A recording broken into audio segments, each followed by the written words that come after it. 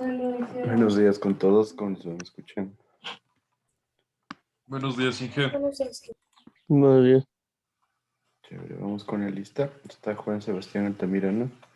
Buenos días, Inge, presente. Buen día. Andrés Armijos. Presente, Inge, buen día. Buen día. Tevi Ayala. Presente, Inge. David Balseca.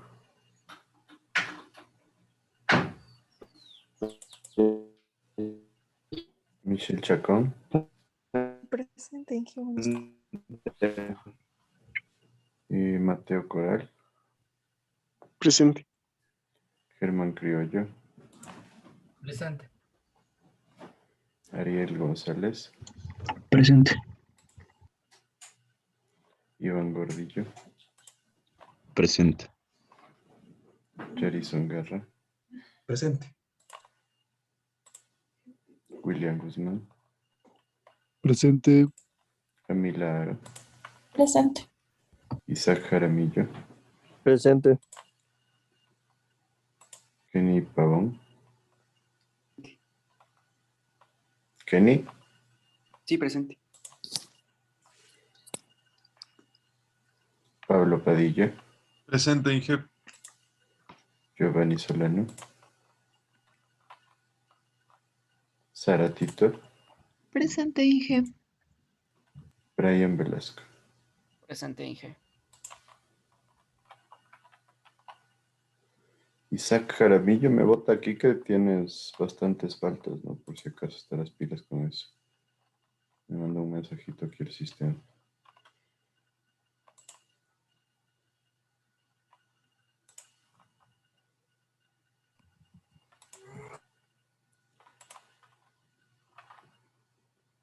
Bueno, no se olviden ustedes que tenemos planificado el examen para el día viernes 11 de junio.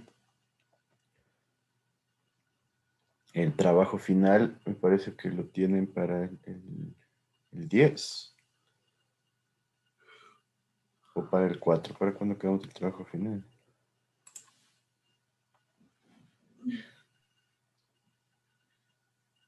Inge, una pregunta. ¿Nosotros tenemos clases hasta la semana del 17? Estoy medio confundido con eso.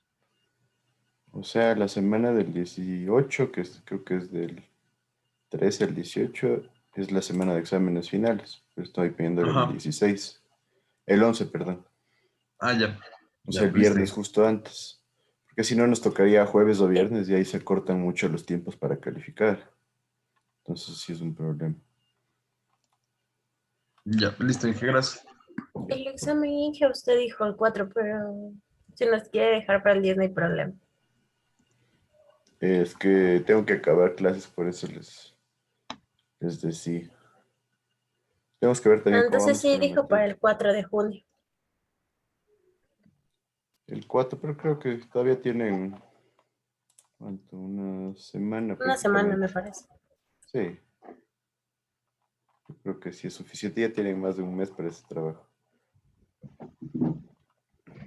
Más para tener tiempo para calificarlo sin problema. Entonces estamos clarísimos con esas fechas, ¿no es cierto? Sí. Perfecto.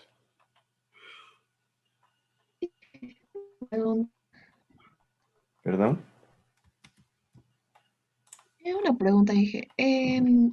Digamos, en las calificaciones está puesto en evaluación del tercer parcial una consulta, bueno, en la que yo tengo vacío, pero es porque, o sea, si me voy a sanitaria, a la unidad 3, ahí también tenemos una que se llama consultas, o sea, consultas y trabajo tercer bimestre.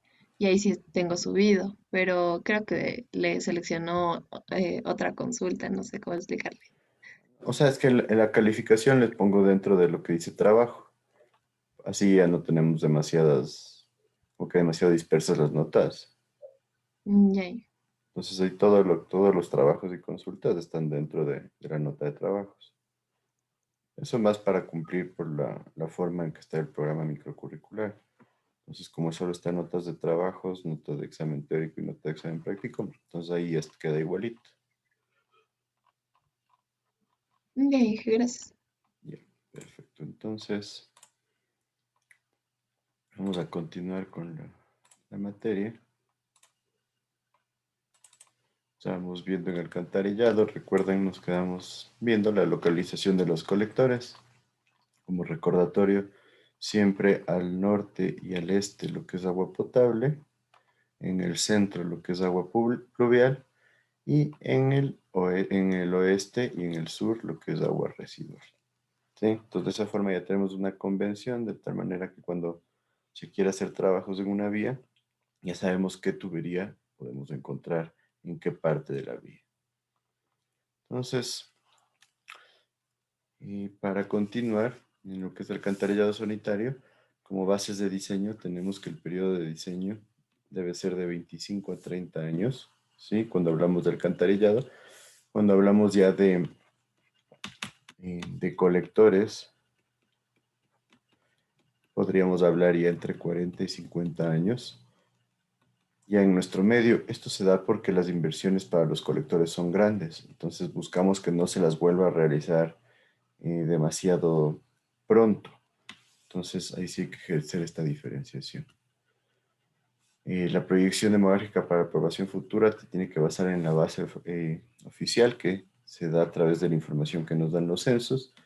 ¿Sí? Esto es bueno porque ya tenemos una regulación y es malo porque, como vimos ya clases pasadas, no tenemos información clara de los censos. ¿Sí? ¿Por qué? Porque ningún censo ha sido hecho en un periodo consecutivo cada 10 años. Entonces, nos tocará seguir esperando porque nuevamente en el 2020 no se hizo censo y en el 2021 esperemos que se haga el censo. La verdad no he visto pronunciamientos oficiales para hacer los censos. Entonces, imagínense, toca esperar 2021 para ver si en el 2030 se lo vuelve a hacer cada 10 años y en el 2040 al tener ya información verídica. Entonces, estamos bastante atrasados respecto a eso. Se zonificará la ciudad en áreas tributarias en base a la topografía. Esta zonificación se hace para determinar las áreas que van a cooperar para cada zona del alcantarillado. Hay que considerar los aspectos urbanísticos, obviamente. Estos van dentro del plan de regulación. Hay que ver los usos, porque el uso residencial no genera la misma cantidad de aguas servidas que el uso comercial y peor el industrial, el institucional o el público. Tengan en cuenta que dijimos que el industrial tiene regulación para que ellos generen su propio tratamiento en la mayoría de casos. Otra cosa es que se cumpla.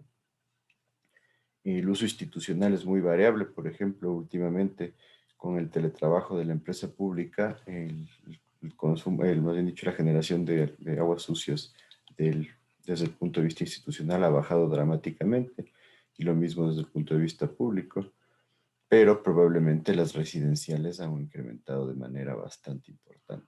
Entonces, todo eso hay que ir jugando porque en realidad nos podemos ir dando cuenta de que es un conjunto de análisis que deberíamos de hacer. Nosotros tratamos de hacerlo lo más lógico posible, pero hay cambios en donde se van a producir, obviamente, variaciones en la cantidad de agua que va por los alcantarillados. Entonces, esto es bastante importante y por eso nosotros debemos entender que la cantidad de agua que va por las alcantarillas va a ser siempre variable y lo único que nosotros hacemos es una pequeña estimación. Algo importantísimo es cuáles son las zonas de futuro desarrollo, porque existen zonas en donde puede que ahorita no tengamos nada y se espere generar una zona de alto desarrollo y ahí se generaría un incremento dramático de generación de flujos. Un ejemplo claro, como les decía, es el de la plataforma gubernamental. Era un terreno que se lo usaba para actividades del Playland Park. Después hubo ahí un centro de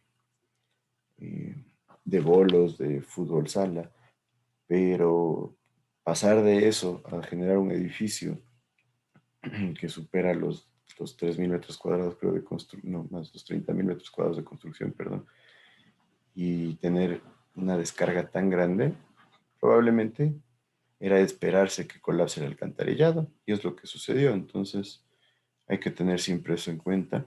Otro ejemplo clarísimo que hay que ver cómo se lo maneja es qué está sucediendo en el área del Umbicino. existe la planificación para en los terrenos cerca del redondel del Escalón del Umbisil hacer una zona de vivienda bastante grande. Entonces, de pasar de ser un terreno en donde prácticamente hemos tenido muchos años de que sea un terreno baldío, convertirlo en una zona urbanística va a requerir un incremento bastante importante de lo que son las obras de alcantarillado.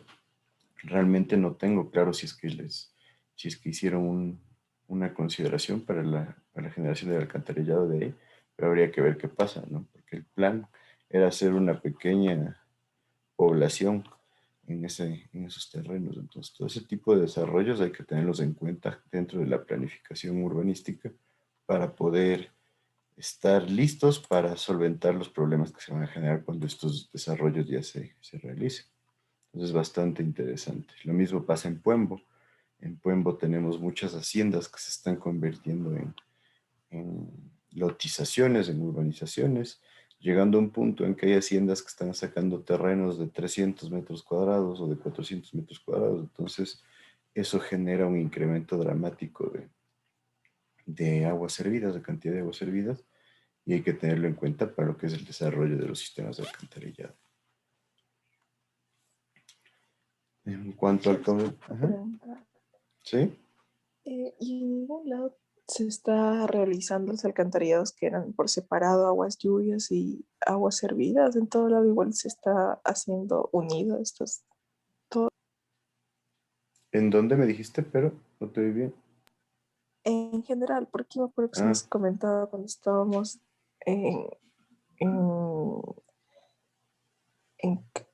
a ver, más atrás.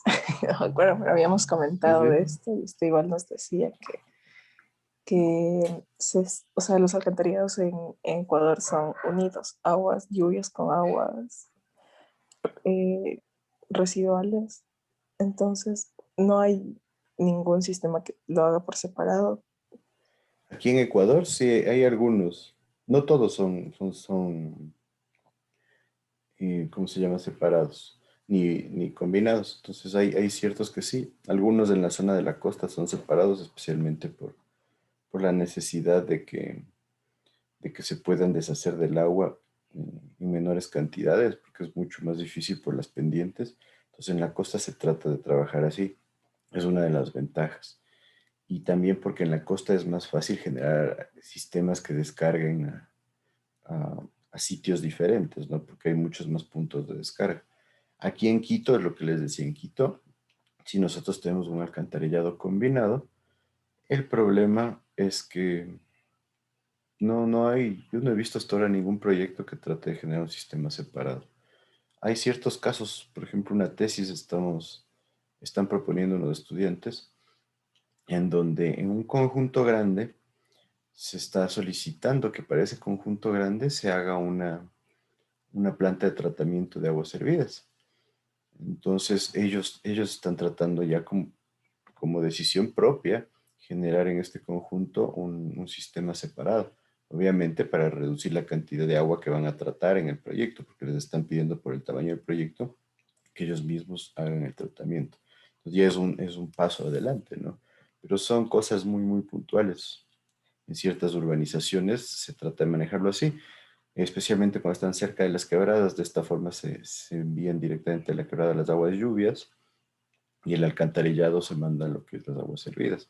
Sabemos que no es que se hace mayor cosa, pero son pasos iniciales, ¿no? Porque si ya después se empieza a buscar un cambio generalizado en la ciudad, sí se puede lograr hacer algo más si ya nosotros estamos generando esta división. Entonces es bastante, podríamos decir, limitado el desarrollo de la ciudad en este caso o en este aspecto. Entonces, ahí sí les diría, no he visto ninguna zona donde se esté haciendo un alcantarillado separado y es bastante triste porque hay muchas zonas donde sí se lo pudiera hacer, especialmente si nos podemos analizar todos los grandes conjuntos de vivienda que están cerca de las quebradas, en Cumbayá, en el Valle de los Chillos, inclusive en la zona de Calderón. Ahí se podría hacer un trabajo para empezar a enviar de manera separada lo que es aguas lluvias y aguas servidas, pero no, no ha habido ningún avance. Entonces,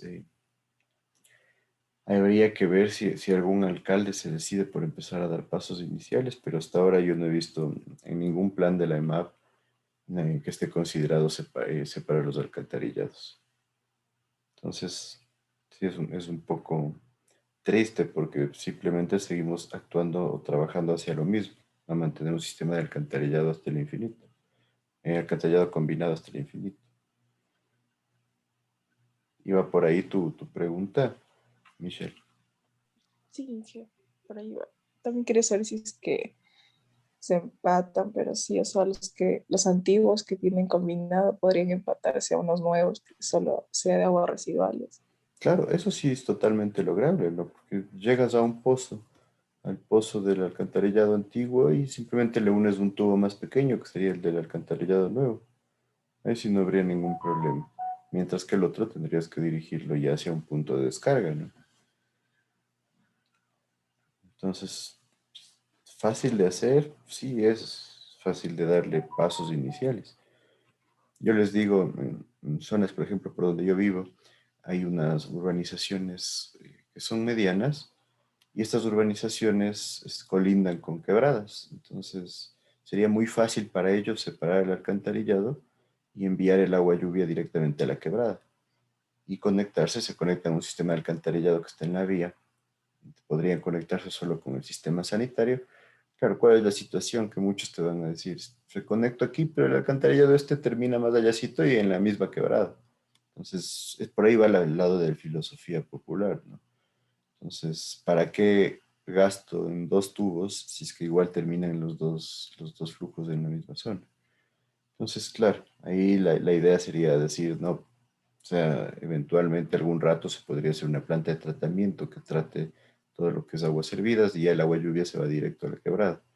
Entonces ahí es lo que les decía, necesitamos un poco de visión para que la gente entienda que si se hacen estos pequeños pasos no van a ser costos demasiado altos y pueden generar beneficios bastante buenos.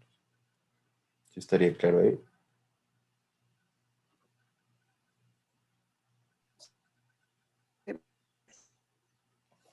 Entonces, puntos críticos de nuestras ciudades.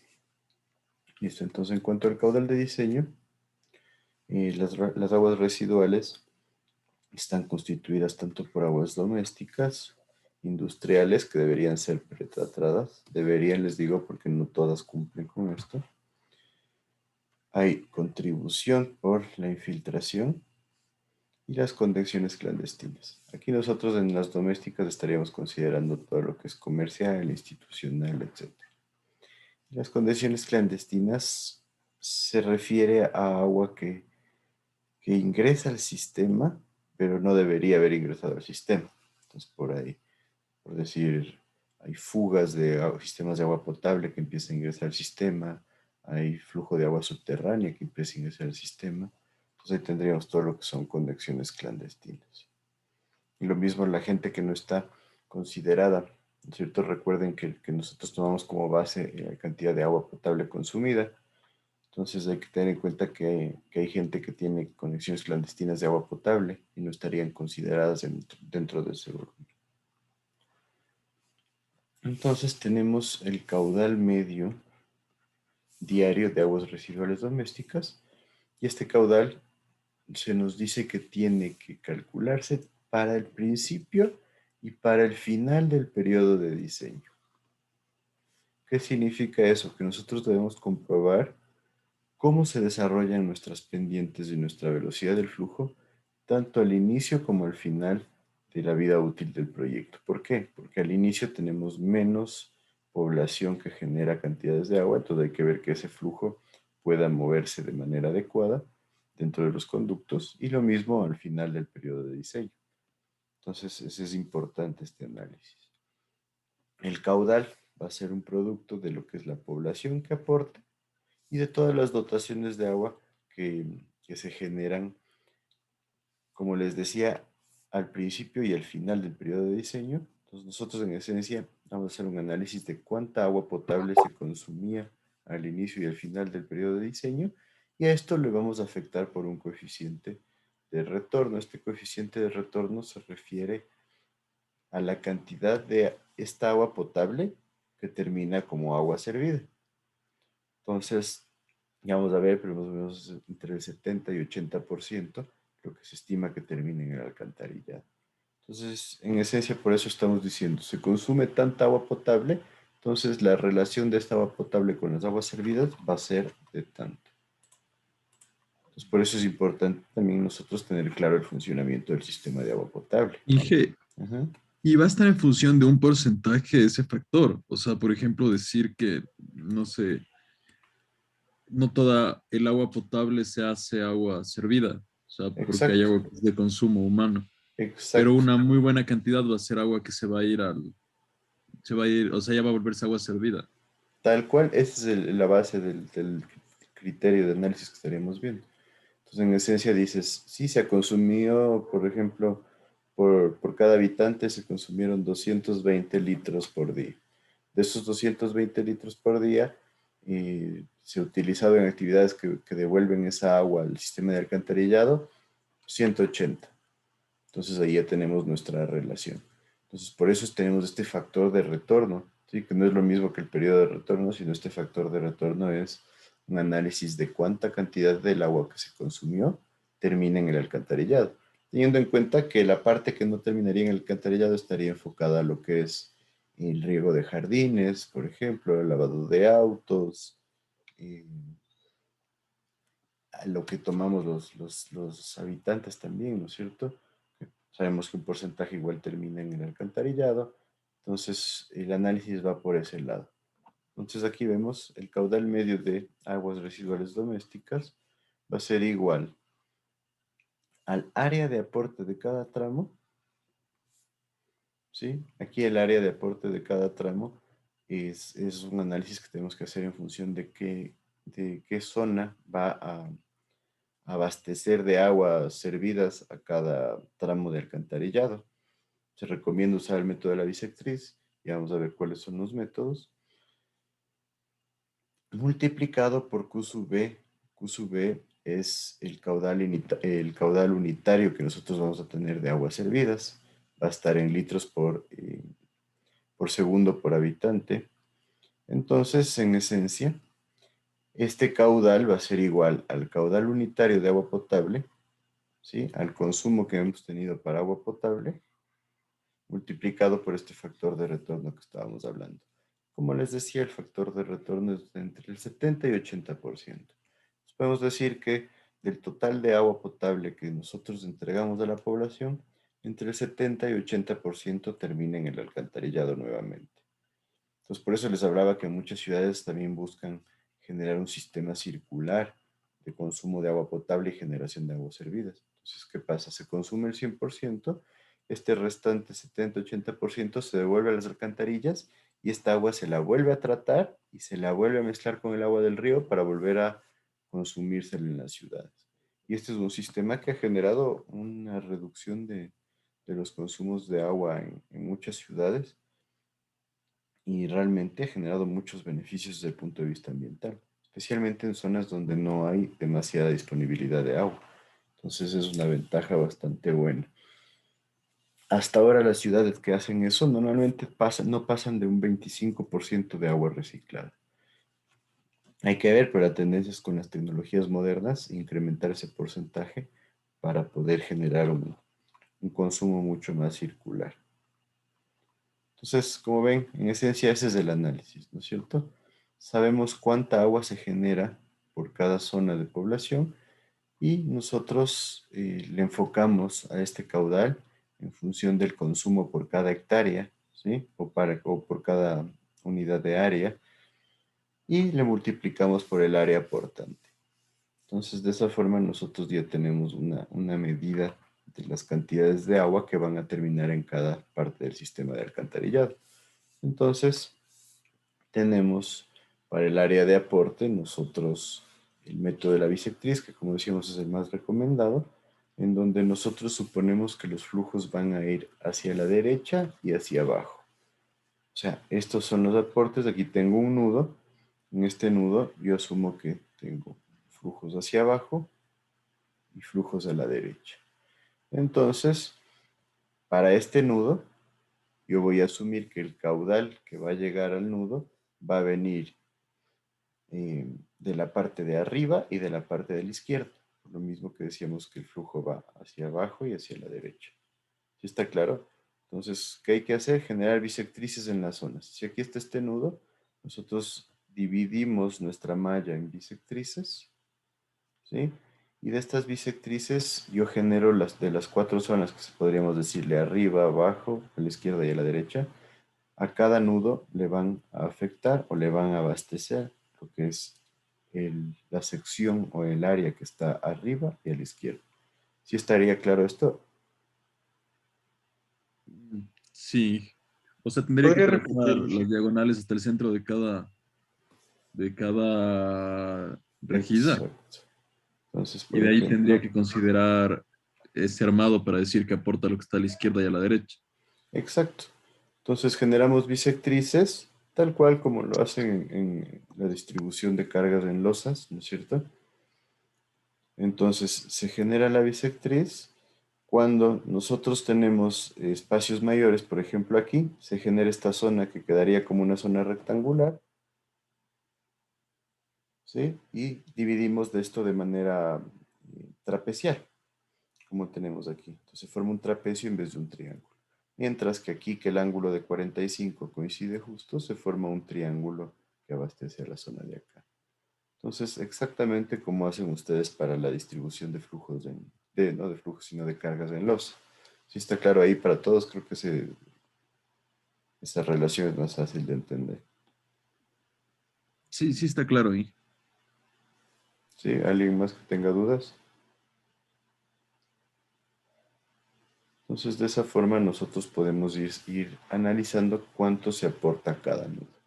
Obviamente, este análisis se vuelve bastante largo porque nosotros tenemos muchos nudos de un sistema de alcantarillado y el problema es que nosotros debemos tener súper claro que este es un análisis ya bajo las condiciones que consideramos como condiciones de diseño.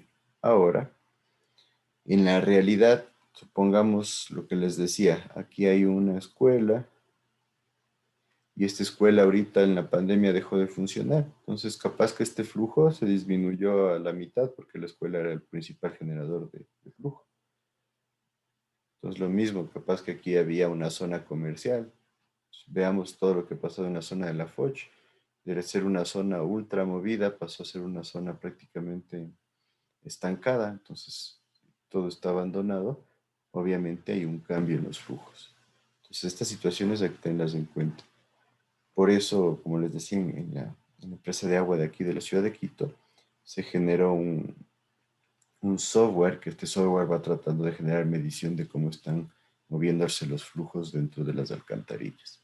Igual no es exacto, pero ya genera una buena idea, un buen criterio en función de algo un poquito más real. Y el otro método que hay es el método que se conoce como método de la mediatriz, en donde el método de la mediatriz lo que hace es para cada nudo generar líneas perpendiculares a las vías que tenemos, y estas líneas perpendiculares lo que hacen es dividir en la mitad las zonas, ¿sí? Como vemos, si tenemos una zona de 120 metros, pues 60 metros al un lado, 120 metros, 60 metros del otro lado. Lo mismo acá, si tenemos 110 metros, 55 para el un lado y 55 para el otro, y se nos forma nuestra zona de aporte, que en este caso tendría 110 por 120 metros. Y esta área es la que va a abastecer al nudo. Entonces, este método lo que hace es dividir en 4 partes iguales las zonas, las áreas, y se va a sumar todas las áreas que estén en los 4 lados de nuestro nudo. Entonces, son criterios similares. El más aceptado es el de la bisectriz, ¿sí? Entonces, ese es el que se suele utilizar. Cualquiera de los dos puede ser utilizado, entonces no habría problema. Si estaríamos claros entonces en las opciones, cómo se les trabajaría.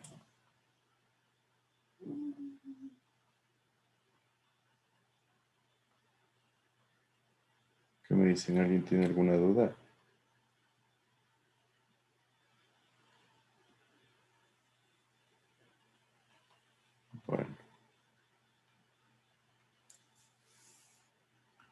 Entonces ahora tenemos aquí el análisis. Dije, Ajá.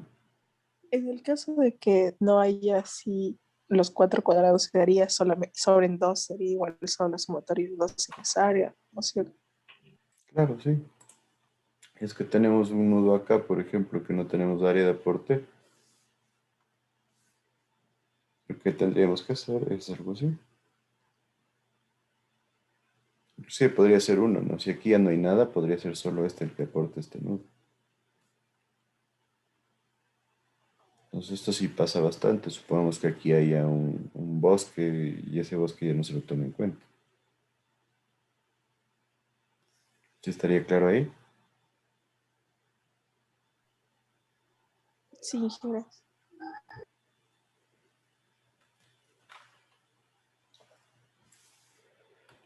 Entonces, y hablando de las aguas residuales industriales, nosotros tenemos que tener en cuenta primero el sistema de abastecimiento de agua que tiene la zona industrial o la industria en sí y el régimen de trabajo.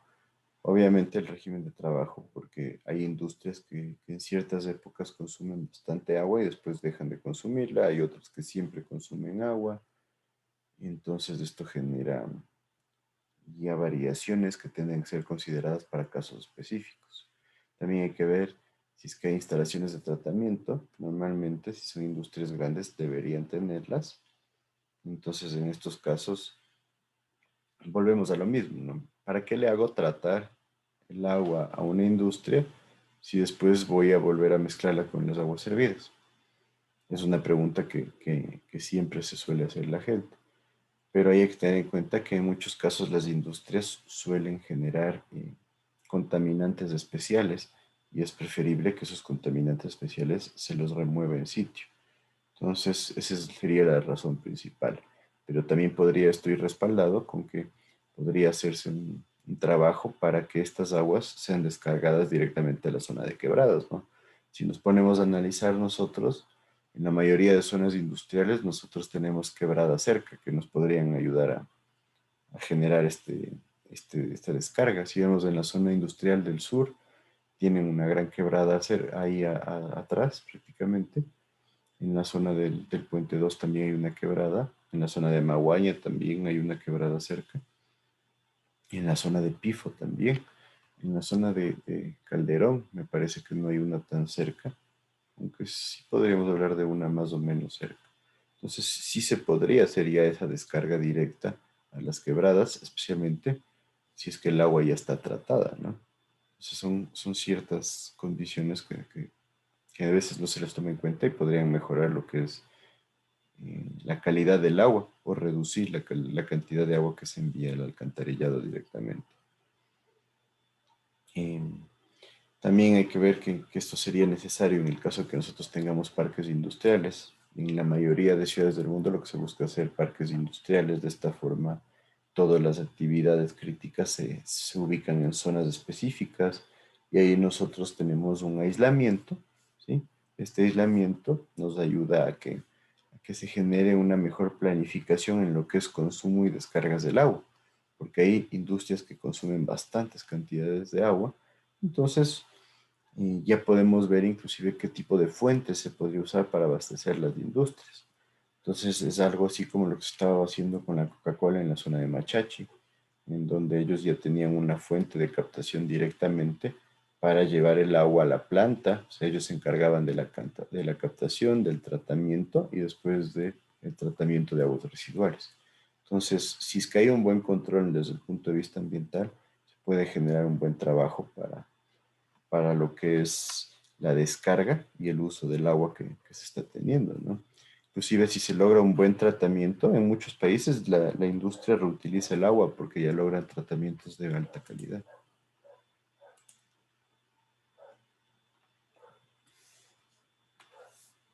Entonces, para las aguas industriales hay que generar una diferenciación, que cuando tenemos industrias pequeñas hay una variación de consumos y de generación de aguas servidas respecto a las industrias grandes.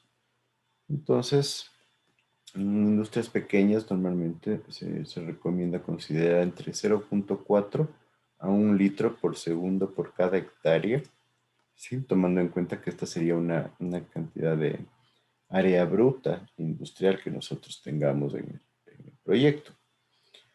Y en industrias grandes tiene que hacerse un análisis por cada caso y se registran ya dentro del municipio los valores de generación de agua.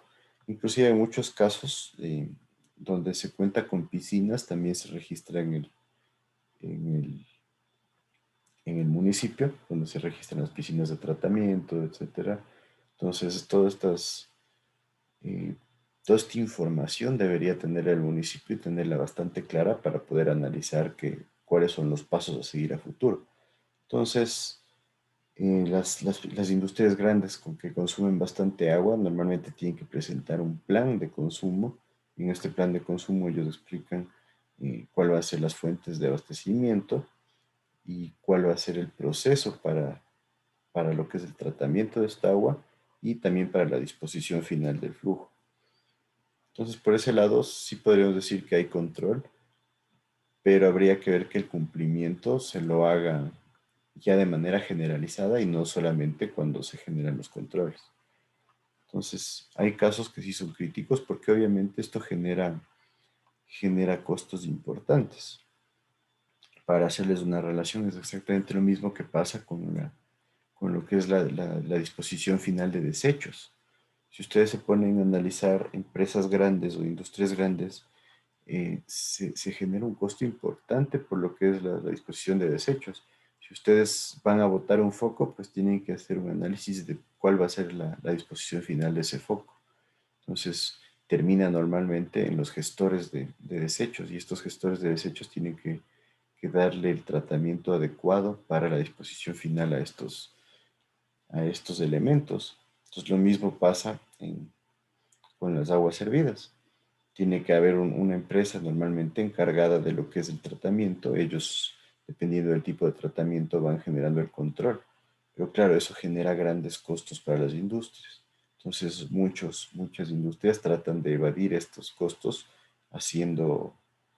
no haciéndolos. Entonces, ahí tenemos un problema que es bastante importante, ¿no? Porque se vuelve la normativa una llave de generar incremento de costos de las industrias. Entonces muchas industrias tratan de evitar esos costos generando algún tipo de maña o evitando declarar todos los desechos que se generan.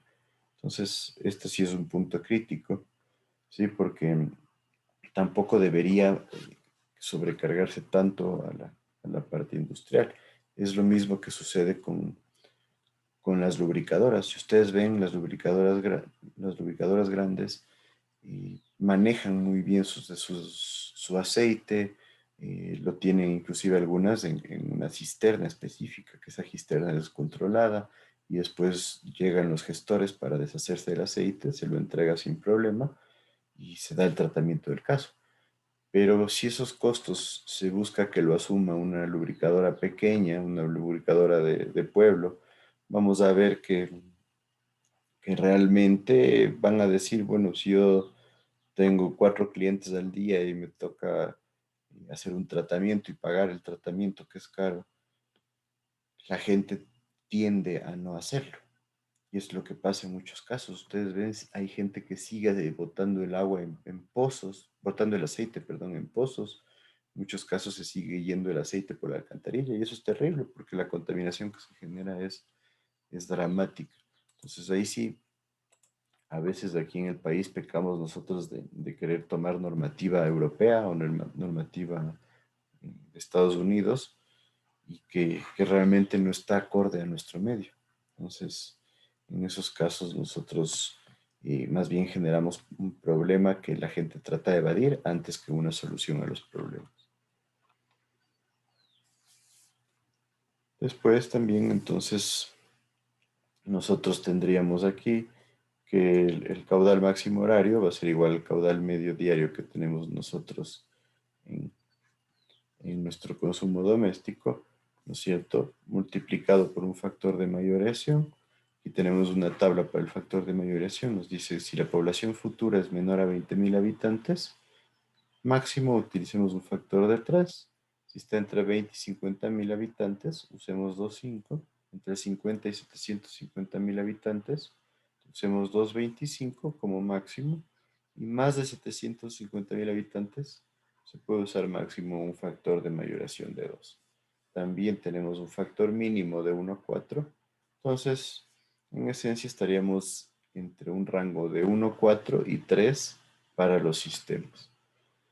Entonces, en esencia, de esta manera nosotros ya podemos ir considerando cómo se incrementaría nuestro caudal ya para la determinación del máximo horario, que es el que nos serviría para ciertos diseños específicos.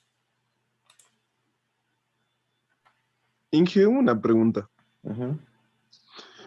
De manera constructiva, por ejemplo, en lugares que son full antiguos como el centro de Quito, así que la tubería es de hormigón, ¿cómo se le acopla a la nueva red? O sea, por ejemplo, a las nuevas tuberías que son de PVC o cosas así. Es que, bueno, las uniones de las tuberías en el sistema se dan en los pozos. Entonces, en el pozo se genera el acople. Simplemente por un lado entra una tubería de hormigón y por el otro lado una tubería de PVC. Y en el caso de que haya que cambiar todo un tramo de tubería, ahí sí hay dos opciones, ¿no? O hacer un túnel o excavar a cielo abierto. Entonces, por ejemplo, en la zona de la Rodrigo de Chávez, en el sur de Quito, que era un alcantarillado ya bastante antiguo, se volvió a hacer de nuevo desde cero y ese alcantarillado se lo hizo un túnel. Se hizo un túnel, me parece que en la parte baja tenía más o menos 1,50 m de ancho y la altura tenía más o menos 1,80 m de alto. Entonces se lo hizo de hormigón completamente. Y este túnel ya se lo conectaba con los colectores principales. Entonces ahí sí hay opción de generar versatilidad. Entonces ya los pozos, se generan pozos grandes y en los pozos simplemente se le une con los conductos. ¿Sí estaría claro ahí? Sí. Perfecto. Entonces, aquí tienen varias fórmulas que también se utilizan para el factor de mayoración. Entonces, estas fórmulas pueden darles una guía de cuáles utilizar. Entonces tienen como variante la población en miles, en estos casos de acá, y acá el caudal máximo diario que se utilizaría. Entonces, en esencia nosotros tenemos un rango para el factor de mayoración. Habría que hacer un análisis de realmente por dónde irnos, ¿no es cierto? Porque a veces suele ser mejor utilizar factores un poquito más altos porque tenemos una seguridad, pero también el costo del proyecto puede incrementarse de manera bastante importante. Normalmente lo que vamos a hacer es trabajar con la tabla, ¿no? A menos de que haya un caudal que se incremente demasiado, y en esos casos podríamos buscar alguna ecuación que nos pueda respaldar para no utilizar un caudal tan grande. En función del caudal de infiltración, nosotros vamos a ver que cuando nosotros tenemos nivel freático cerca de los conductos, y eso en muchos casos es algo común, tenemos que tener en cuenta ciertas consideraciones para nosotros reducir, debería reducir porque decir eliminar totalmente la infiltración de agua en los conductos es muy difícil porque como no son conductos a presión, es difícil controlar que no haya ningún tipo de posibilidad de filtraciones. Entonces, hay que tomar medidas, hay que asegurarnos que el tubo esté bien instalado, hay que asegurarnos de que la base del tubo esté bien compactada, de tal manera que no se produzcan hundimientos, porque los hundimientos son una forma de que se empiece a estirar las uniones de los conductos y se empiezan a estirar y empiezan a dejarse ver los puntos débiles, y por estos puntos débiles es donde puede ingresar la infiltración de agua. Cuando tenemos tubería de hormigón simple, también en las uniones es muy fácil que no nos demos cuenta de que se selló bien la unión y por ahí se pueda generar infiltración de aguas subterráneas. Entonces, normalmente el problema crítico son las juntas entre los tubos, o sea, las uniones y la parte de los pozos de revisión, porque en los pozos también tenemos el ingreso de las tuberías. Entonces, si tenemos un pozo, nosotros normalmente nos conectamos con la tubería y en esta zona nosotros tenemos que hacerle un hueco al pozo. Si le hacemos un hueco, es muy fácil que aquí no haya quedado bien sellado el hueco. Entonces, si nosotros tenemos un nivel freático, podemos tener un ingreso del agua a través de esta unión. Lo mismo, si no hubo una buena compactación bajo el conducto este y tenemos una vía con bastante flujo de vehículos pesados, esto va generando un aplastamiento y un hundimiento en lo que es el conducto. Entonces esto se va a empezar a mover y si se empieza a mover, se van a empezar a generar zonas por donde puede infiltrarse el agua a nuestro pozo. Entonces, esta situación es bastante común y genera un ingreso bastante importante de flujos al pozo. Entonces, hay que generar una forma de cuantificar qué cantidad de agua estaría ingresando a nuestro sistema debido a la infiltración.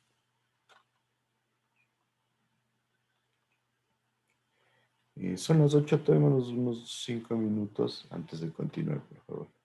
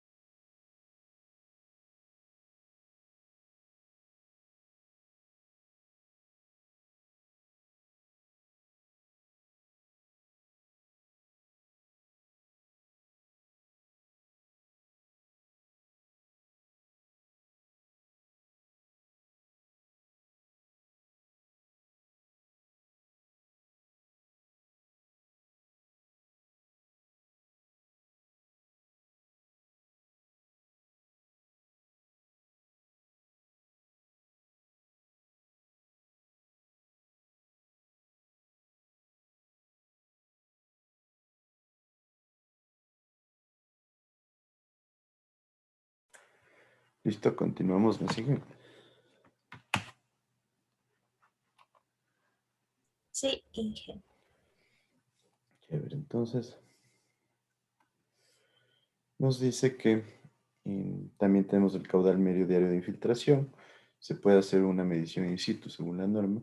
Se recomienda que se la haga en donde nosotros tomemos ciertos sectores representativos y en esos sectores nosotros analicemos niveles freáticos, qué tan impermeable es la zona, cómo se encuentran las tuberías. Esto es importante. Yo les mencionaba aquí en Quito, por ejemplo, se cuenta con el robot que les permite analizar cómo están por dentro las tuberías. Entonces, de esta manera nosotros tenemos una información mucho más real en esos casos. Entonces, inclusive cuando hay taponamiento en las tuberías, no sé si recuerdan, pero hace unos 2 o 3 años, unos 3 años de ser, se taponó una tubería y por eso se generó una pequeña inundación en una zona del sur de Quito.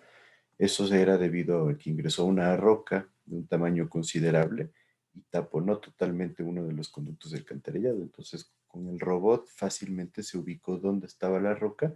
Inclusive se le utilizó al robot para sacar la roca del alcantarillado. Entonces, es una herramienta bastante útil.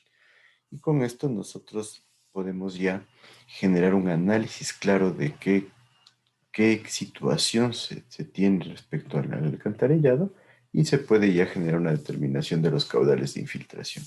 Entonces, la medición in situ realmente nos da una idea clara de cómo se está generando el mantenimiento de nuestro sistema y obviamente la calidad del mantenimiento va de la mano con el estado que tiene el conducto y esto va de la mano con la cantidad de infiltración que puede haber en el conducto. Hay ciertas recomendaciones también, por ejemplo, para un sistema nuevo se dice 0.1 litros por segundo por cada hectárea. Entonces vemos que es una cantidad considerable de agua. Después tenemos para un sistema viejo se puede llegar a tener el triple, 0.3 litros por segundo por cada hectárea de aporte. Entonces ahí vemos realmente que hay la posibilidad de infiltraciones bastante grandes. Y entonces hay que tener en cuenta, espérenme un segundito, por favor.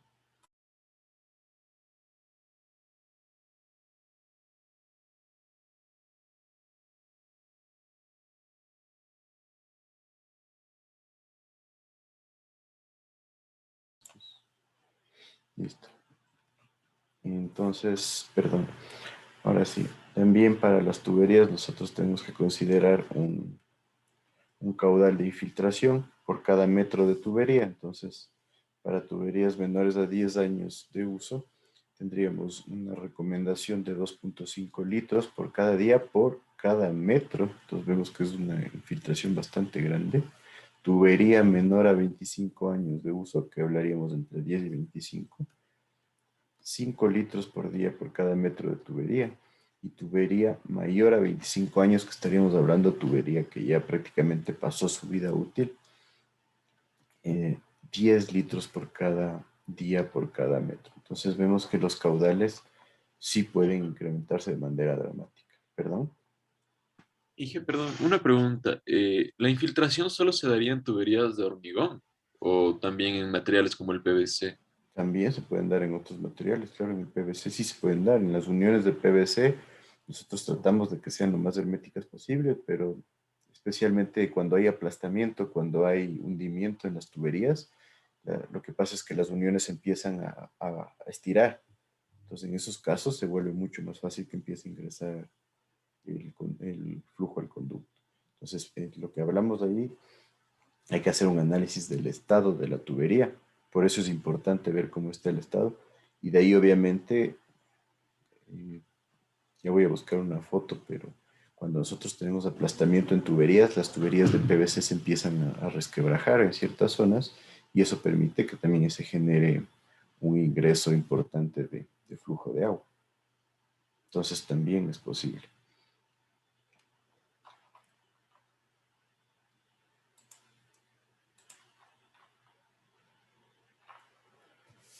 De ahí tenemos el que se conoce como caudal de medio diario de conexiones clandestinas, en donde nos dice que nosotros lo que debemos evitar cuando tenemos un sistema de alcantarillados sanitarios que no ingresen lo que son aguas lluvias. Entonces, esto se conoce como conexiones clandestinas, porque en muchos casos, por falta de conocimiento o por buscar ahorrarse unos pocos dólares, mucha gente en zonas donde hay alcantarillado separado, o a veces hasta por negligencia, generan conexiones de agua lluvias al alcantarillado sanitario y esto incrementa bastante el caudal. A estas se les conocen como conexiones clandestinas. Entonces, la recomendación es que si se las identifica, se las pueda eliminar inmediatamente. Eso está encargada la empresa de agua. Es difícil identificarlas, ahí está el problema, porque realmente nos tocaría hacer un análisis de dónde viene la tubería y por qué se hace la conexión. Ustedes si se ponen a ver, no es raro en nuestro medio que la gente se conecte a los alcantarillados sin hacer la solicitud al municipio. Entonces, normalmente lo que hacen es generar un hueco en la vía, se conectan, luego lo tapan y listo. Entonces se vuelve súper difícil identificar si es que realmente la conexión estuvo bien hecha, si es que también la compactación estuvo bien hecha. No sé si han visto, pero muchas veces hacen la conexión y se empieza a generar hundimiento. Y si se empieza a generar estos hundimientos, la tubería probablemente o se puede rajar o la unión de la tubería y el alcantarillado principal puede generar agrietamiento. Entonces, estas situaciones permiten el ingreso de flujo que no debería estar en nuestro alcantarillado. Entonces, peor aún, se pueden dar cuenta en el municipio si es que realmente, en el caso de que haya un alcantarillado separado, si es que se hizo la conexión de agua lluvias con agua lluvias o agua lluvias con aguas hervidas. Entonces, eso es lo que hay que tener cuidado. A estas se les conoce como conexiones clandestinas. Entonces, se dice en la norma que esto ya es responsabilidad del proyectista, entonces hay que justificar de dónde se hizo el análisis para la obtención de la cantidad de agua por conexiones clandestinas. Entonces, también se le puede considerar dentro de conexiones clandestinas a la cantidad de agua lluvias que vienen por los techos y por las conexiones de los patios, siempre que tengamos nosotros desagües en los patios. Entonces, se ha ocupado de manera tradicional un caudal de 80 litros por habitante por día. Ahora podríamos decir que un valor de 0.2 litros por segundo por hectárea podría reflejar una cantidad de agua suficiente para ser considerada dentro de estas condiciones clandestinas, pero vemos que es un punto súper difícil de determinar, ¿no es cierto? Estaríamos hablando de las cantidades de agua lluvia que ingresan al sistema de aguas hervidas. Entonces, al ser difícil de identificar, nosotros nos basaríamos prácticamente en la experiencia. Y la experiencia nos dice, podríamos tener una relación en función de los habitantes, pero por otro lado, un análisis en función del área que tenemos. Entonces, ahí les diría cualquiera de las dos podría estar bien, pero ya como proyectistas tendríamos que nosotros identificar y hacer un análisis de la calidad que tienen las conexiones, de cómo se han hecho las conexiones y de las posibilidades de falla, ¿no? Y las posibilidades de ingreso de agua. Otra situación que puede generar este ingreso de agua es cuando, por ejemplo, se equivocaron en la instalación y se instaló, por decir, el bajante de agua lluvia se le instaló con el sistema de aguas servidas. Y eso es algo que puede ser muy fácil que suceda. No sé si han visto, pero en ciertas obras es hasta bastante común que ciertos plomeros se equivoquen y haya puntos que no tienen terminal, o sea, que no llegan a la caja de revisión. Entonces eso parecería que es tonto, parecería que no debería ser común, pero pasa un montón. Inclusive en los edificios de la Universidad de Yachay, como hubo tantos cambios por todos los problemas de corrupción, las fallas en los pandeos de las losas, se encontraron un montón de puntos de aguas servidas y de aguas lluvias que no estaban conectados a nada. y después les tocó hacer una excavación bastante grande para identificar dónde estaban esas tuberías. Entonces, no sería raro que una de las tuberías se olvidaron de conectarla. Y eso pasa, yo he visto en viviendas en donde después de varios años de uso se empezaron a colapsar el flujo de agua de un inodoro, por ejemplo. Un inodoro no se iba bien el agua y resulta que era porque simplemente nunca se conectó el bajante de aguas servidas a una caja de revisión. Entonces eso pasa un montón. Entonces también es bastante común que los plomeros se equivoquen y en vez de conectar el agua lluvia a la caja de agua lluvia, la conecten a las aguas servidas. Entonces esto generaría este flujo de conexiones clandestinas, como las hemos llamado. Sí estaría claro por dónde va este análisis. Sí, que sí estaría claro. Ya, perfecto, porque en realidad ahí, como deben sustentarlo, es importante que se haga un análisis primero de la calidad de las conexiones y después de la calidad de los conductos también. Entonces, para el análisis del caudal de diseño, normalmente se consideran dos etapas. Primero, la del caudal máximo de diseño, en donde nosotros determinamos la capacidad del conducto, determinamos cuál va a ser el diámetro, cuál va a ser el calado, ¿no es cierto? Cuál va a ser la cantidad de agua que tenemos dentro del conducto y la pendiente que vamos a utilizar. Nos dice que debería ser mayor o igual a 1.5 litros por segundo. ¿Por qué? Porque este es el caudal que genera un inodoro. En realidad en la mayoría es un poquito más debido a las condiciones, ¿no? Si ustedes se ponen a analizar el tiempo que toma el agua en salir y la cantidad de agua que se descarga, podría ser inclusive un poco más alta. Y si nos ponemos a ver inodoros antiguos, no sé si han visto, pero en los inodoros actuales la descarga es de 1.6 galones por flush, que le llaman, o sea, por cada descarga. Y si nos ponemos a analizar, en los inodoros antiguos, que todavía en muchas casas, si ustedes se ponen a ver toda la zona que es parte del norte de Quito, el sur de Quito también y el centro, tenemos un montón de viviendas con más de 30, 40 años de construcción y en muchas los inodoros se mantienen. Y ustedes ven esos inodoros tienen más o menos entre 5 y 6 galones por flush. Entonces, en estos casos se puede cuadriplicar el consumo de agua. Entonces, ahí habría que tener en cuenta que bajo estos parámetros, sí, el caudal por cada inodoro puede incrementarse dramáticamente. Y por otro lado, nosotros tenemos que hacer un análisis del caudal para el primer año de operación, que sería el caudal de autolimpieza.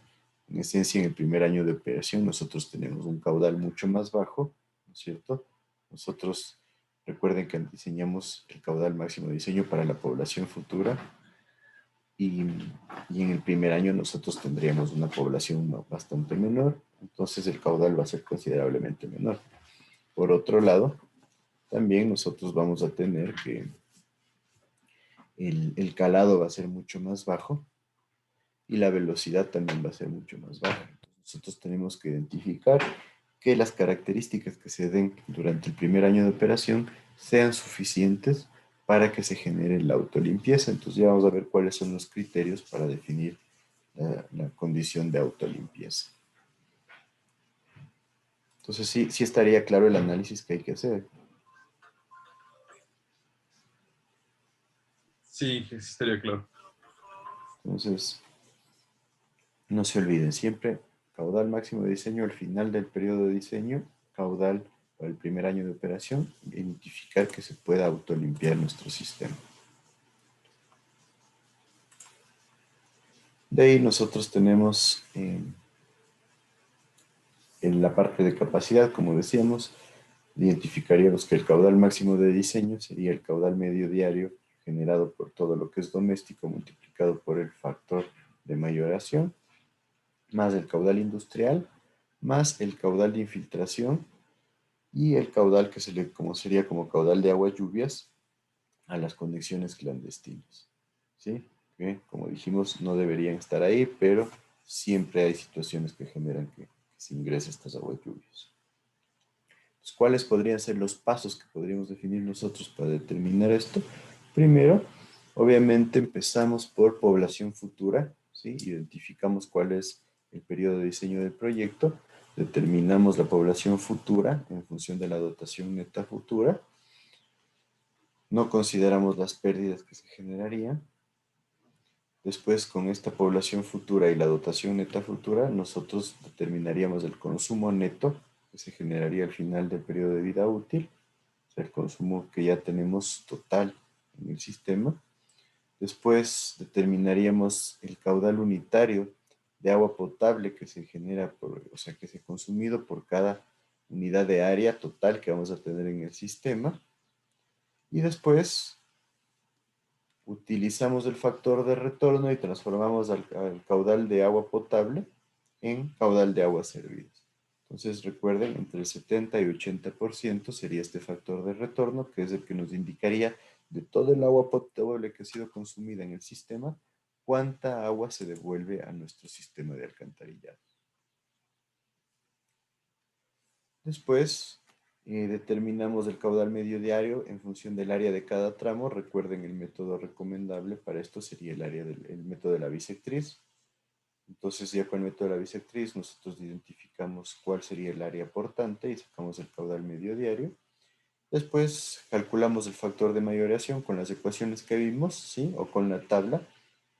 Recuerden que en la tabla sería el factor máximo, entonces si nosotros quisiéramos no tener caudales tan grandes, podríamos utilizar las ecuaciones que vimos. Después determinamos el caudal de industrias y podemos ya determinar cuál es el caudal máximo horario del sistema. Continuamos a determinar el caudal de infiltración que se va a producir por las fallas, por las malas uniones, por las fugas que se generan en el sistema. Y también cuál es el caudal de agua lluvias, que sería el caudal de las condiciones clandestinas, como lo llamamos, y generamos una suma total de todos los caudales para ya tener el caudal definitivo máximo que tendríamos nosotros en nuestro sistema. Entonces, creo que con estos pasos tenemos mucho más claro cuál sería el proceso a seguir. ¿Qué me dicen ustedes?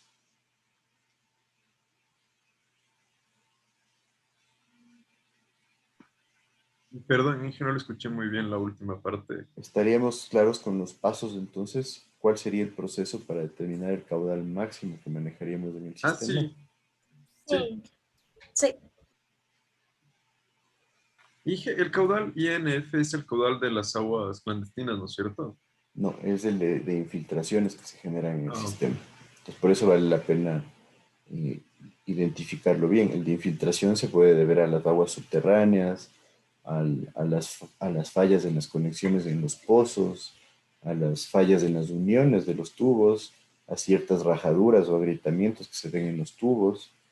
Y el caudal de aguas lluvias es el caudal de las conexiones clandestinas, o sea, de cuando nosotros tenemos malas instalaciones o cuando ingresa agua lluvia a nuestro sistema. ¿Estaría claro? Ya. Sí, ahí sí está totalmente claro, Inge, gracias. Perfecto.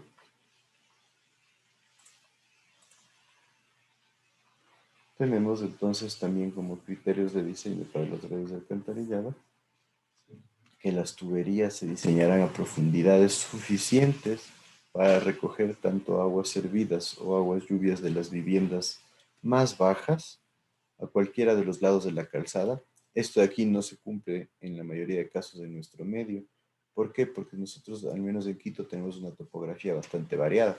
Entonces es bastante común que tengamos un terreno aquí, está la vereda, nuestra vía, y acá el terreno siguiente es así. Entonces, esto pasa en la mayoría de casos.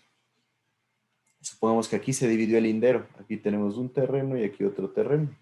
Entonces, este terreno sí podría descargar a la vía de abajo, pero este de aquí no puede hacerlo a la vía de abajo a menos de que pida permiso al dueño del otro terreno para poder conectarse a su sistema. Entonces, en muchos casos, la profundidad que manejamos nosotros no es suficiente como para que se genere una conexión de esta vivienda. Entonces, esto pasa un montón en la ciudad de Quito y el dueño de esta vivienda realmente entra en un problema porque no puede cometerse acá y en muchos casos al vecino no le gusta que se acometan a su red porque obviamente podría darse el caso de que podría darse el caso de que se genere mucho flujo de agua y colapse la red de alcantarillado del dueño del terreno de abajo. Y eso pasa un montón. Inclusive si empezamos a tener bastante incremento de caudal, podría necesitar cambiar los diámetros de la tubería. Entonces, pasa esta situación. Muchos deciden por hacer un pozo séptico. Otros tratan de buscar el punto crítico. A veces les toca construir la vivienda lo más cerca de la vía para poder tratar de aprovechar las alturas. Entonces hay que tener en cuenta que normalmente la norma nos dice que nosotros deberíamos tener una profundidad suficiente para los dos lados de la calzada, pero en la mayoría de casos no sucede esto. Entonces es un problema que ya van a ver, en muchos casos van a encontrarlo de manera bastante común. O sea, para conectarse a la parte de arriba tendría que utilizar o bomba o pedir permiso en la parte de abajo para conectarse al alcantarillado a la parte de abajo. Ajá, exacto. Y muchos optan por construir la vivienda casi que al frente de la vía para poder aprovechar al máximo la poca distancia que tiene. Pero en muchos casos ni así se logra algo aceptable en cuanto a pendientes. Entonces, en estos casos muchos dicen, bueno, bájale la pendiente a 1%, bájale un poquito más, y llegan casos donde empieza a colapsar el sistema, ¿no? Entonces, ahí sí hay que tener mucho, mucho cuidado. Pero Ajá. en Quito prácticamente imposible que se cumpla el tener todas las tuberías abajo porque van subiendo y van bajando. Exacto, se vuelve un problema. Es un problema bastante dramático. Nunca va a estar Ajá. todas en un mismo nivel. Alguna vez yo estaba haciendo un análisis porque había una vivienda, esto era en la zona de Tumbaco, el alcantarillado estaba a 2,5 metros de la vía. Entonces entraba, teníamos 3 casas, era un conjunto, y acá al final había un terreno, en este terreno se querían hacer 2 viviendas más. No, perdón, había 4 casas y querían hacerse 2 viviendas más. Las 3 primeras casas tenían un alcantarillado perfecto. ¿Por qué? Porque el terreno iba más o menos así. Entonces, estas de aquí tenían sus cajas de revisión, que eran las cajas del conjunto. Iba súper bien. Esta casa de acá ya le tocó hacerse una conexión medio rara y se conectaba a uno de los tubos de esta casa de acá. Eso no se puede hacer, no hay cómo hacer conexiones directas. Estaba hecho algo así. Aquí debería haber un pozo adicional. No había este pozo, sino se generaba una conexión para aprovechar la pendiente. ¿Por qué? Porque si aquí hacía un pozo, se perdían 30 centímetros y ya no le daba la caída para llegar acá. Entonces, esta casa ya tenía problemas. Y los dueños de este terreno querían hacer sus viviendas y no querían construir pozo séptico. Entonces vimos, y no les daba ni de chiste, no tengamos en cuenta que aquí había más o menos 50 metros de distancia. O sea, los 50 metros de distancia en pendiente al 2% significaría 1 metro que habría que darle solo en pendiente al tubo hasta llegar acá. Si a ese metro le sumamos las cajas de revisión que ya estaban dadas, se perdía más o menos 1 metro en las cajas de revisión, que me parece que eran 4. Entonces ya llegábamos a 2 metros. Y debido a la diferencia de pendientes, estas casas, perdón, o este terreno de las casas, no sé mucho, se encontraba más o menos del nivel de la calzada, 1,20 m, 1,40 m abajo. Entonces simplemente necesitaban 3,50 m para llegar y solo había 2,50 m. Entonces estaban emperrados en que no querían hacer pozos sépticos, sino querían utilizar alcantarillado. Y nos tocaba bajarle a las cajas. Estas cajas tocaba llegar hasta 2,50 m la primera. La segunda más o menos a 2 metros, hacerles profundas. Utilizar esta caja para que se genere la conexión de esta vivienda. Colocar una bomba aquí y generar el flujo mediante bombeo hasta la segunda caja. Y después que ya se empiece a generar un flujo adecuado. Entonces, todo esto les costaba más o menos unos $18,000, que había que cambiar todo el- el alcantarillado.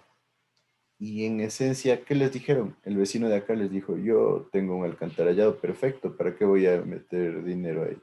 El segundo dijo lo mismo, el tercero dijo lo mismo, el cuarto dijo, mi alcantarillado no funciona de una forma muy, muy buena que digamos, pero tampoco voy a pagar eh, la mitad de los $18,000. Entonces se quedaron ellos con el problema, no les quisieron aprobar el resto de vecinos la construcción y hasta ahora no tienen el sistema de alcantarillado. Esto de aquí, créanme que pasa todo el tiempo en las zonas de Quito.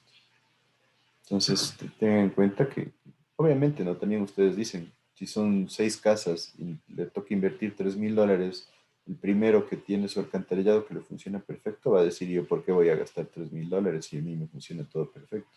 Además de todas las molestias que genera este trabajo, ¿no? Entonces, pasa y pasa un montón este tipo de situaciones. Por otro lado, nos dice que cuando tiene que soportarse tránsito vehicular, hay que considerar un relleno mínimo de 1,20 m, ¿sí? Sobre la corona del tubo. Normalmente esto se cumple en ciertas zonas donde, donde no tenemos mucha pendiente. En cambio, a veces puede que esto no se pueda cumplir. Entonces ahí hay que ver cómo correlaciona la gente en la conexión domiciliaria con ya la conexión al alcantarillado, pero bajo líneas generales es bastante fácil de cumplir. La profundidad máxima se ha establecido en 5,5 metros, esto debido a la estabilidad del talud y a la posibilidad de entibado. Entonces es bastante riesgoso excavar más de esta profundidad, además de que el proyecto se vuelve súper caro. Ojo que esto sería solo para el alcantarillado. Como ya les he dicho, en colectores grandes la profundidad puede ir mucho más allá.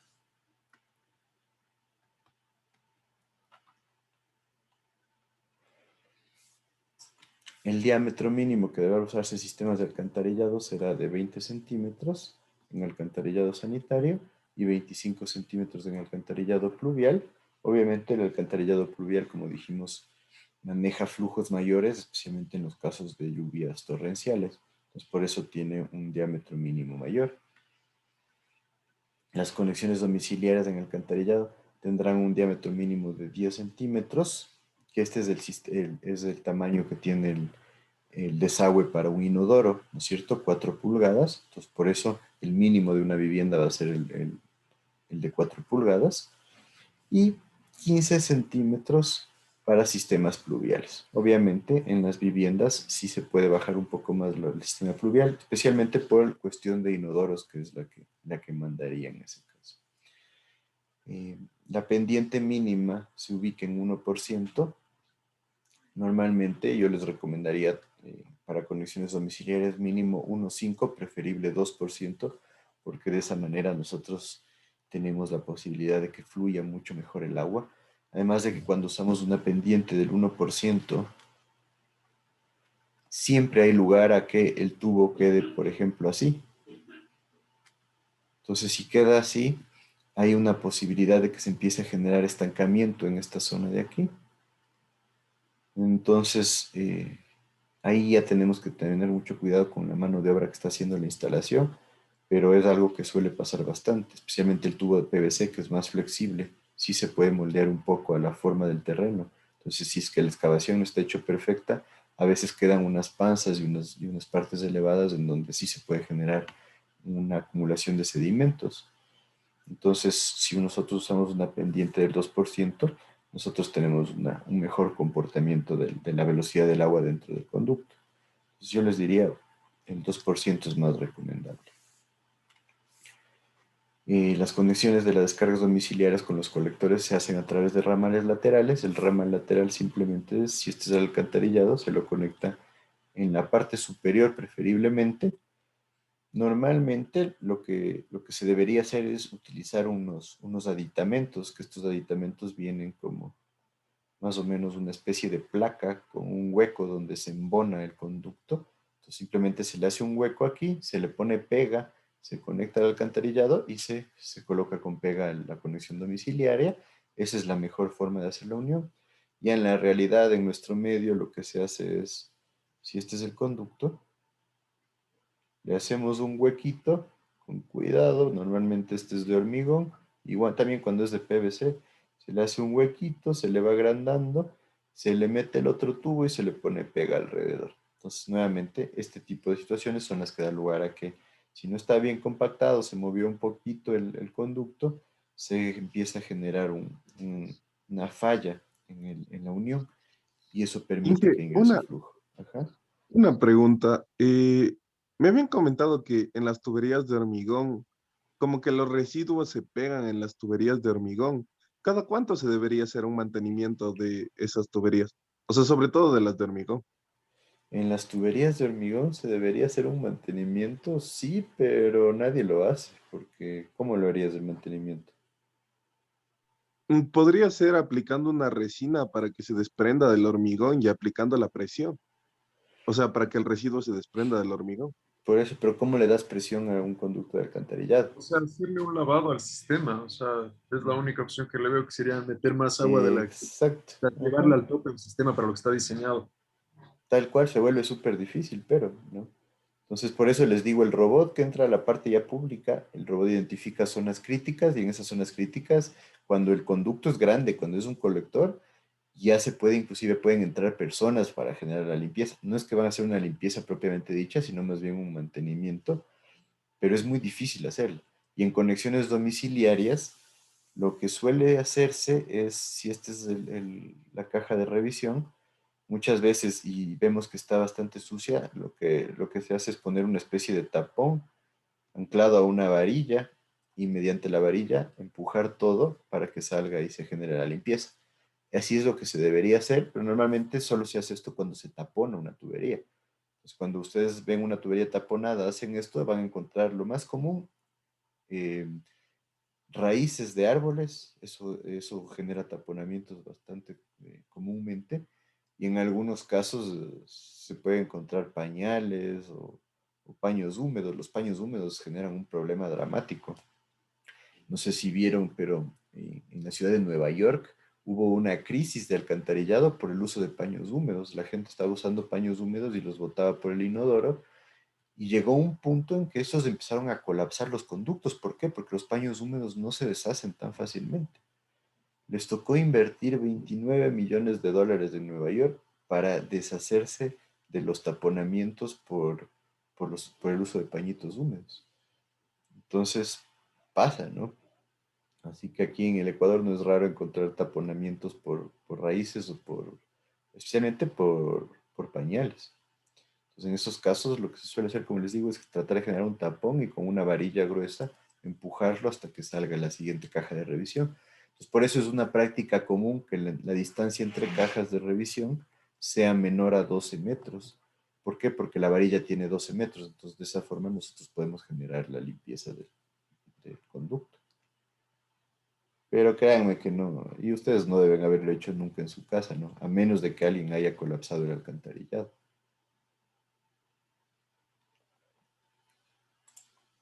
Entonces suele ser difícil hacer esos mantenimientos. Los ramales laterales se instalarán en las aceras. Esto es lo mejor que se puede hacer. En las urbanizaciones en muchos casos se lo hace. Ya se deja hecha la conexión lista con una tapita en la acera de tal manera que viene el dueño del terreno y solo se acomete a la caja de revisión. Perfecto, queda todo el sistema bien. Esto es lo mejor que pueden hacer.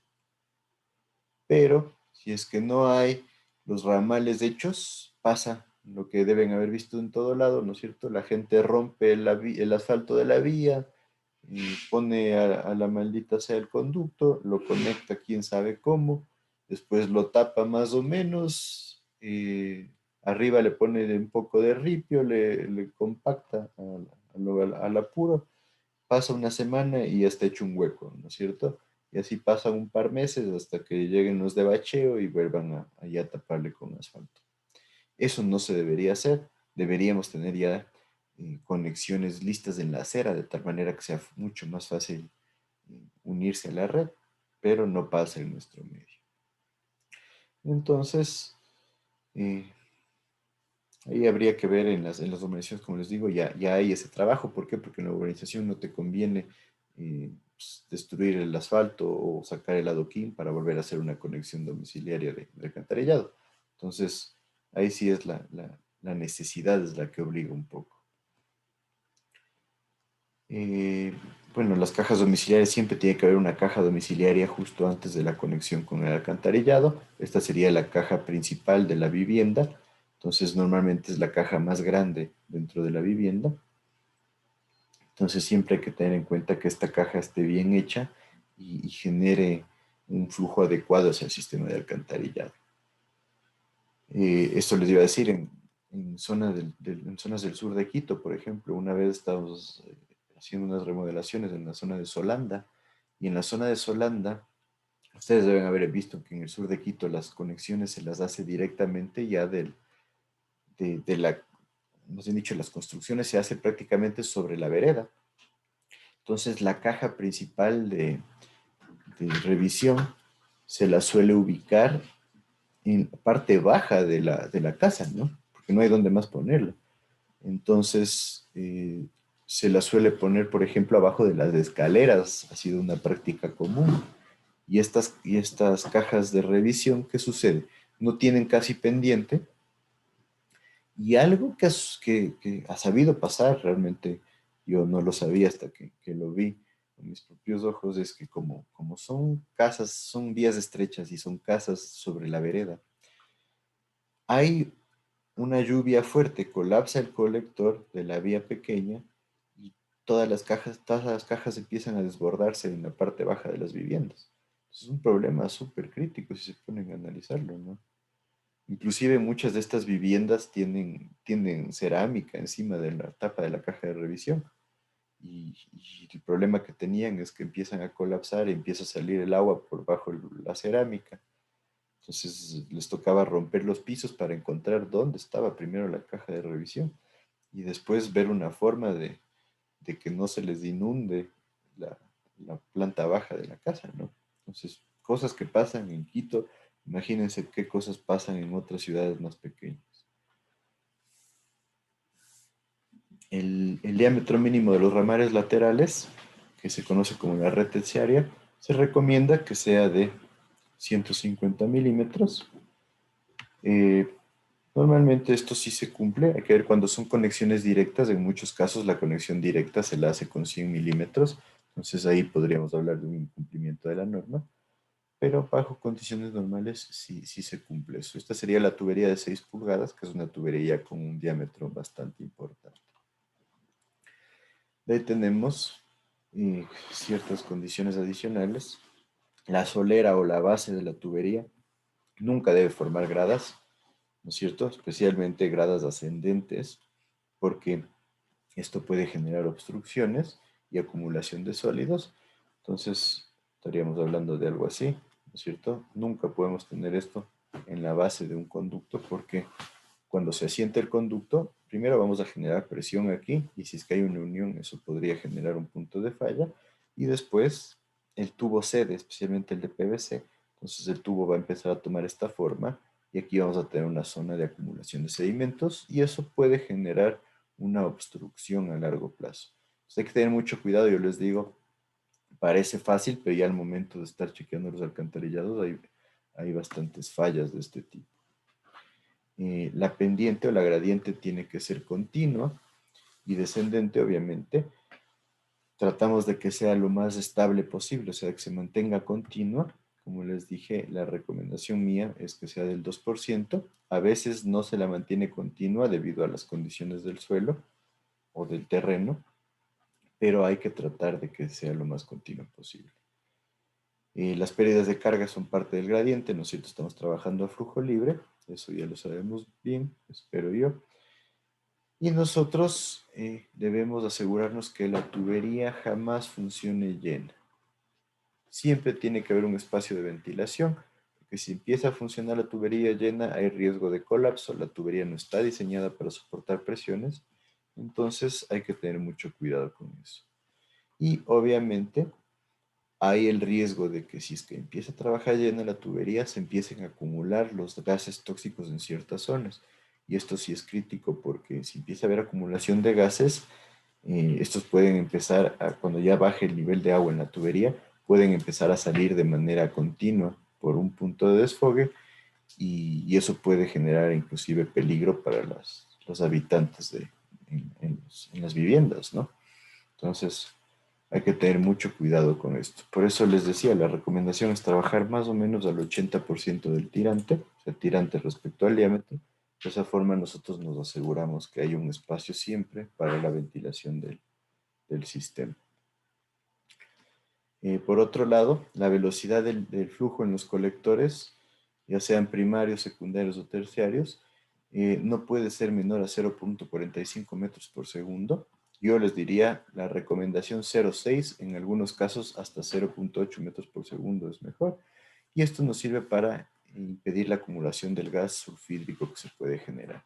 Entonces, la generación de gas sulfídrico puede ser crítica porque si se empiezan a hacer mantenimientos, eso puede generar lo que es inclusive la muerte de los operarios. Entonces hay que tener mucho cuidado con eso.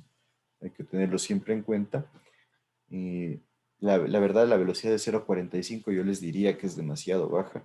Siempre trabajemos con 0.60 y si es que es posible, como mínimo 0.80. De esta manera nosotros vamos a obtener mucha más tranquilidad en la operación. La capacidad hidráulica del sistema debe ser suficiente para el caudal de diseño, ¿no es cierto? Tenemos que tener una velocidad de flujo que produzca la autolimpieza. Ya vamos a ver cuáles son los criterios de autolimpieza, pero nosotros debemos generar un sistema que hidráulicamente tenga la pendiente suficiente para que genere la velocidad de autolimpieza. Aquí tenemos el cuadrito de la norma, en donde nos dice cuáles son las velocidades máximas admisibles que vamos a tener en las tuberías o colectores, dependiendo del material de fabricación. La recomendación es utilizar los valores de la tabla. Entonces, aquí estaríamos hablando de las velocidades máximas a tubo lleno. Nos dice, para hormigón simple con uniones de mortero, máximo 4 metros por segundo, el coeficiente de rugosidad 0.013. Uniones de neopreno. Las uniones de neopreno son unas uniones tipo caucho, en donde nosotros tenemos mucha más hermeticidad. Estas se utilizan para cuando tenemos niveles freáticos altos. Estaría entre 3,5 y 4 metros por segundo, el mismo coeficiente de rugosidad. Tuberías de asbesto cemento, que ya no son muy comunes, tenemos un chance de utilizar velocidades entre 4,5 y 5 metros por segundo, y el coeficiente de rugosidad baja un poco. Esta es la razón por la cual nosotros antes usábamos bastante el asbesto cemento. Puede soportar mayores velocidades, el asbesto le da mejores características al hormigón, y el asbesto también genera un coeficiente de rugosidad menor.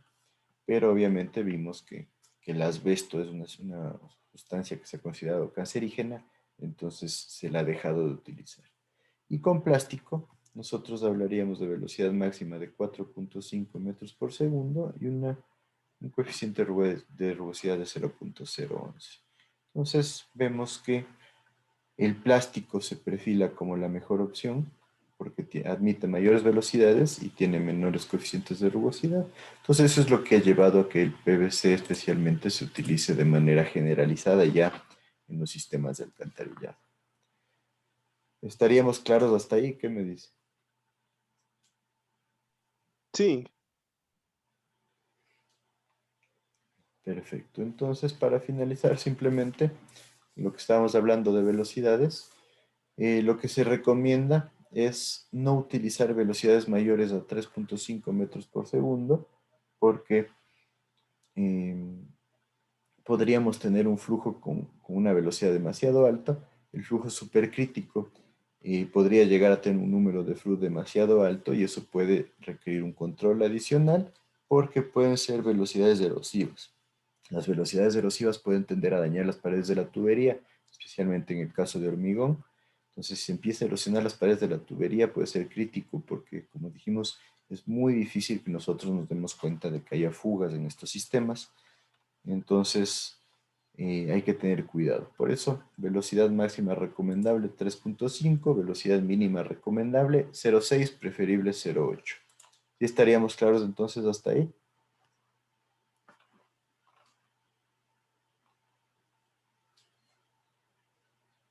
Sí, Inge, sí estamos claros. ¿Alguien dudas? Inge, ¿se podría quedar un par de minutos del final de la clase, por favor? Ah, ya. A ver, un rapidito entonces. Listo, entonces. Quedaríamos ahí con el resto. Un buen día a todos y nos veríamos el día de Inge, mañana. Ajá. una preguntita. ¿Sí? Es que me quedé con la duda que en el primer ejercicio del examen había una parte que no cachaba porque, según yo, o sea, no sé si teníamos que asumir los caudales para sacar la línea que usted nos pedía, la línea de presión. Asumir los Pero caudales, esa ¿para parte qué? no lo tengo claro. Perdón, ¿me dijiste Para asumir los determinar, caudales? ¿aló? ¿Me ¿Aló? escucha? Sí, sí. ¿Aló? Ah, ya, perdón, es que mi internet me sale que está inestable. Ajá. Inge, lo que le decía es que usted en el examen, en la primera parte del examen, nos pedía determinar, me parece que era la línea de presión, pero del sistema.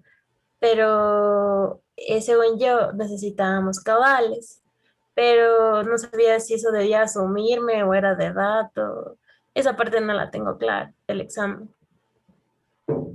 En los caudales para el sistema de bombeo. A ver, por el Ajá, es que tiempo, no me acuerdo mañana, exactamente cuál era la sí, pregunta. mañana hagamos una revisión. La verdad me olvidé, ya tenía ahí listo para revisar el examen. Pero hagamos de mañana una revisión rápida y ahí solventamos esa duda. ¿Parece? Sí, por favor. Muy amable, gracias, Inge. Listo. Mañana me hacen acuerdo, pero al principio hoy ya les tenía ahí y me olvidé. Sí, Inge, o sea, bueno, yo tenía una pregunta de lo mismo, pero ya dijo que mañana. ¿Y será que me puede poner en lista, Inge, por favor? Ya les pongo. A ver.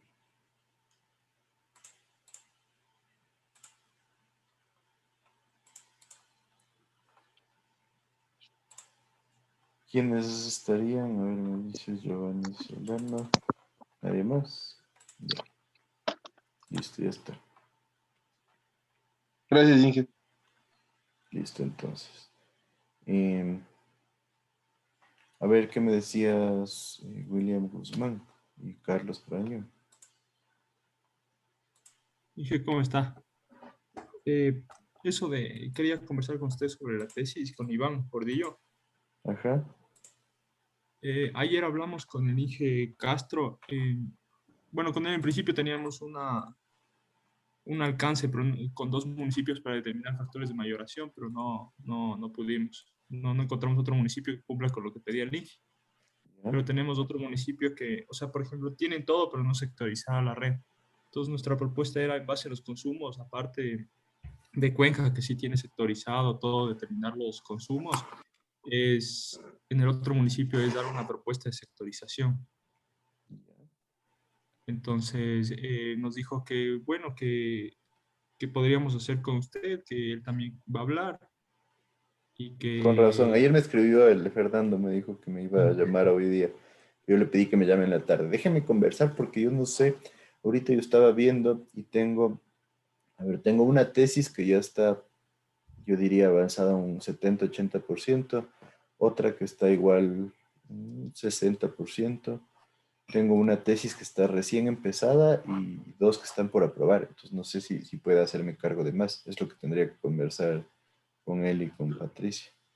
Creo que hasta 5 o 6 pueden tener. Por eso yo creo que ya estaría con cinco, porque le cuentan como dos cuando son de dos estudiantes. Y tengo una que es de dos estudiantes, No, entonces tendría que creo que, analizar. o sea, como es colectiva, creo que cuenta como una. O no estoy muy seguro. Sí. Normalmente nos contaban como dos, o sea, habría que ver, la verdad no sé cómo están los parámetros, pero por eso tendría que conversar y que definir, porque a veces, a ver, se volvió un problema con todo lo de la pandemia. Yo antes tenía 3 tesis adicionales que creo que ya no tengo.